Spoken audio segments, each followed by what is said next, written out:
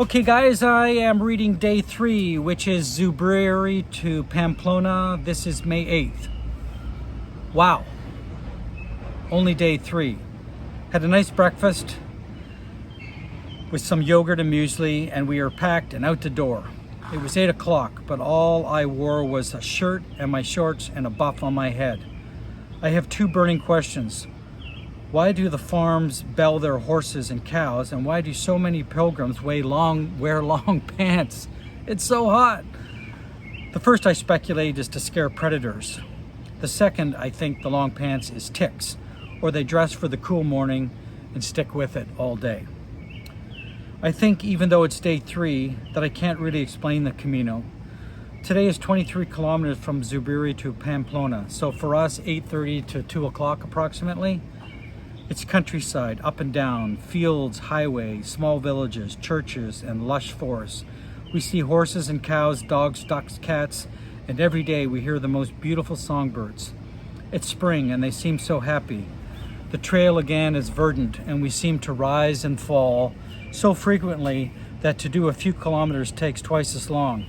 It's funny, we rarely stop until we have walked 3 to 3.5 hours. We often, quite surprisingly, have the Camino all to ourselves. Sometimes we pass a group and we are starting to recognize many faces. Mostly, however, we get into a groove and we walk. And we don't rush, but we do tend to walk faster than many. But many are sore, blistered, broken, and sadly out of shape, so they struggle.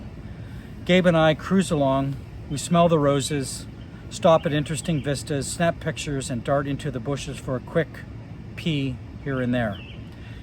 If you haven't seen my video on going to the bathroom on the Camino, you might want to check that out. Today was lovely again, maybe 18 to 20 degrees, cloudy but perfect walking weather. It was mostly green until we reached the outskirts of Pamplona. Then it would be 5K into the historic Running of the Bulls city center. As we approached Pamplona, we saw Fergus and Sarah and the Irish ladies from yesterday. The one with the blisters is done. She had to get a cab into the center. What a shame. Her trip is over after 3 days. We stroll on, and before long, we're in the beautiful old city. Our place is located near the Plaza do Castillo, beautiful square. We are not too tired and not too smelly, but we are still a little self-conscious being pilgrims. No matter, we check into the small room and decide we'll have a lunch, a picnic on our bed.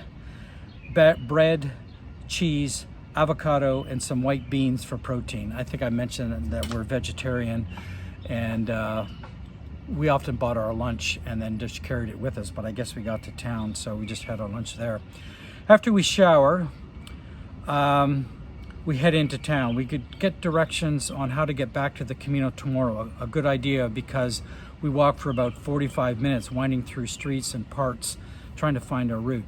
Just as an aside, and I'm probably going to do this in a separate video, one of the things that we always did was we took the time to find our way out of town. We didn't really want to walk in the morning trying to figure out where the Camino shell will. So the Camino shell marks the route. But sometimes it's hard to find. So we always took the time to find from where we were staying to where we were exiting so that we could just get up and walk. Okay.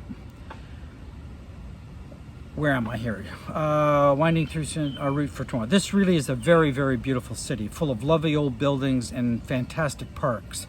It's chilly, and we decide to eat early, so we make our way back towards our place. The main square has a ring of restaurants, but all the menus are touristy and look plain and uninviting.